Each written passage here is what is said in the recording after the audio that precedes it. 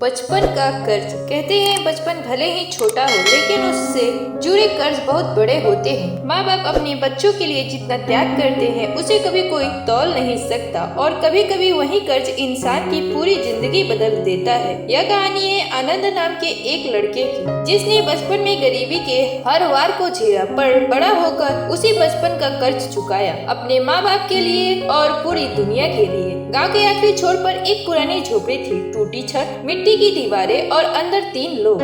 रामचरण खेतों में मजदूरी करने वाला शांत स्वभाव का आदमी, गीता रोज दूसरे घरों में बर्तन मांजने वाली माँ, आनंद 10 साल का दुबला पतला लड़का जिसकी आंखों में दुनिया जीतने का सपना था। जीवन इतना आसान नहीं था, घर में चूल्हा रोज नहीं जलता, बर्तन चमकते भले थे मगर पेट आधा भरा रहता। लेकिन आनंद कभी शिकायत नहीं करता। उसके पिता कहते, हम गरीब जरूर है पर गरीब सोच वाले नहीं, मेहनत हमारी अमीरी है। और यही बात आनंद के दिल में घर करके स्कूल में फीस जमा करने का अंतिम दिन था। आनंद के पास फीस नहीं था। सुबह से उसके चेहरे पे तनाव था पर वह फिर भी स्कूल गया। जब मास्टर जी ने उसका नाम पुकारा वह चुप रहा। फीस लाई? नहीं सर। हर बार यही बहाना, निकल जा क्लास से। पूरी क्लास हंस पड़ी। आनंद की आंखें भर आई। वह बाहर निकला तो गेट पर उसे पिता दिख गए। हाथ में मिट्टी लगी थी, कपड़े धूल से भरे थे पर आंखों में प्यार था। क्या हुआ बेटा? आनंद रोते हुए बोला, पापा फीस नहीं थी। सब हंस रहे थे। रामचरण ने अपनी जेब में हाथ डाला। बस 20 रुपए थे।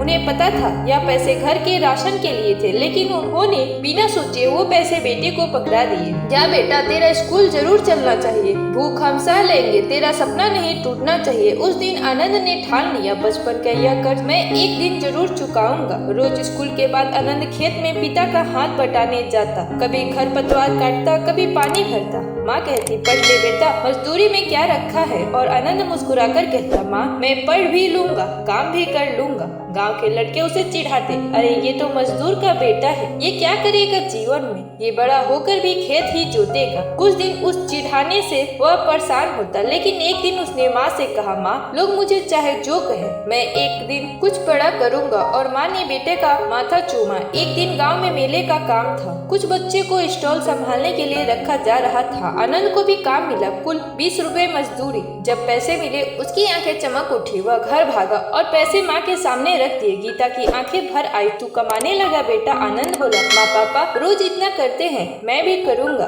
उसी रात आनंद ने बिना कुछ कहे सबके लिए गुड़ और रोटी बनवाई। माँ बोली, बेटा तू तो बहुत छोटा है। आनंद बोला, छोटा हूँ पर तुम्हारा कर्ज बड़ा है माँ। माँ पहली बार रो पड़ी। धीरे धीरे घर के हालात और खराब होने लगे। रामचरण को बुखार रहने लगा पर इलाज का पैसा नहीं था। आनंद रात में रोता तो आवाज दबा लेता था। माँ के पैरों में दर्द था पर सुबह 4 बजे उठकर काम पर जाती। एक रात आनंद ने माँ को बापू के पास बैठकर रोते हुए सुना, रामचरण डॉक्टर के लिए 200 रुपए कहाँ से लाऊं? आनंद की पढ़ाई भी रुक जाएगी। रामचरण बोला, मेरी चिंता मत कर। पर आनंद अंदर से टूट गया। अगली सुबह वह चोरी छिपे गांव के ढाबे में काम मांगने गया। मालिक ने कहा, बर्तन धो देगा? हाँ काका। उसने 1 महीने काम किया, 1000 रुपए कमाए और पूरे पैसे पिता के इलाज में लगा दिए। रामचरण बोले, बेटा तूने इतना बड़ा त्याग? आनंद ने सिर्फ इतना कहा, बचपन में आपने मुझे भूखे रखकर पढ़ाया था पापा, यह मेरा कर्ज है। अब आनंद पढ़ाई और काम दोनों करता। रात में ढाबे पर बर्तन धोता, सुबह स्कूल जाता, दोपहर खेत में काम करता। गांव वाले हंसते भी थे, ये लड़का पागल है, पढ़ाई छोड़ मजदूरी कर। लेकिन वह दृढ़ था। 12वीं तक पहुंचकर उसने टॉप किया। पूरे गांव में चर्चा होने लगी। पहली बार लोग बोले, रामचरण का लड़का बहुत तेज है। आनंद ने कॉलेज जाने का सपना बताया पर पैसे,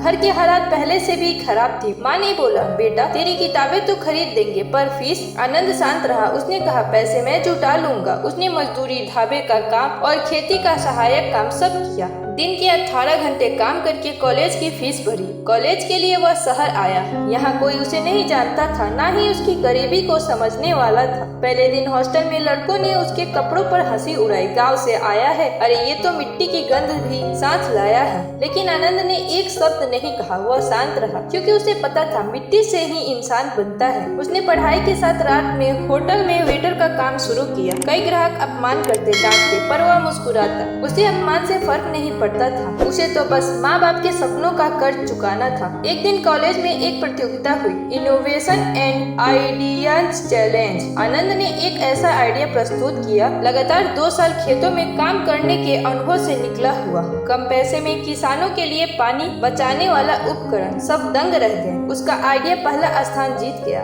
एक बड़ी कंपनी ने उसे बुलाया, इंटरव्यू में पूछा, तुम्हें इतना ज्ञान कैसे आया? आनंद मुस्कुराते हुए बोला, साहब मेरी पहली किताब खेत थी और पहली लैब हमारे घर की गरीबी। बोर्ड उसके आत्मविश्वास से प्रभावित हुआ। उसे नौकरी मिल गई, प्रथम वेतन मिला, राशि कम थी पर खुशी अनमोल। वह बिना बताए गांव पहुंचा। माँ घर के बाहर मिट्टी पोंछ रही थी। आनंद ने कहा, माँ आज से तुम्हें काम पर नहीं जाना होगा। माँ ने पूछा, क्यों बेटा? आनंद ने अपनी जेब से चाबी निकाली। नया घर, पक्का घर, टाइल्स वाला, दरवाजे वाला, सपनों वाला। माँ के हाथ कांपते गए। रामचरण रो पड़े, बेटा हमने तुझे कुछ नहीं दिया। आनंद ने पापा का हाथ पकड़कर कहा, आपने मुझे बचपन दिया, यही सबसे बड़ा कर्ज था, आज उसे चुका रहा हूँ। कुछ साल बाद आनंद ने अपनी कंपनी खोली, किसान टेक सॉल्यूशन, जो गरीब किसानों के लिए सस्ते उपकरण बनाती थी। धीरे धीरे उसकी कंपनी देश भर में प्रसिद्ध हो गई। वह कई किसानों की जिंदगी बदलने लगा। एक दिन उसे राष्ट्रीय मंच पर बोलने के लिए बुलाया गया। पूरा हॉल तालियों से गूंज उठा। मीडिया पूछने लगी, आपके सफलता का राज क्या है? आनंद बोला, मेरी सफलता नहीं, मेरी माँ बाप की भूख, उनका त्याग, उनका कर्ज।